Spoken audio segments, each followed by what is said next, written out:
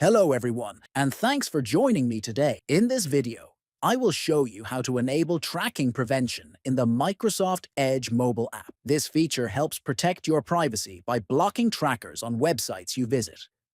Let's get started and enhance your browsing security right now.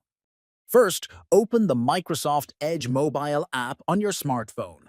Next, look toward the bottom right corner. Tap on that button to open the main menu. Then, from the list that appears, tap on Settings. After that, scroll down and find the section labeled Privacy and Security. Tap on it. Following this, tap on Tracking Prevention. Now turn on the toggle to enable tracking prevention. Finally, choose the Strict option for maximum protection against trackers. That's all for today's tutorial on enabling tracking prevention in Microsoft Edge Mobile.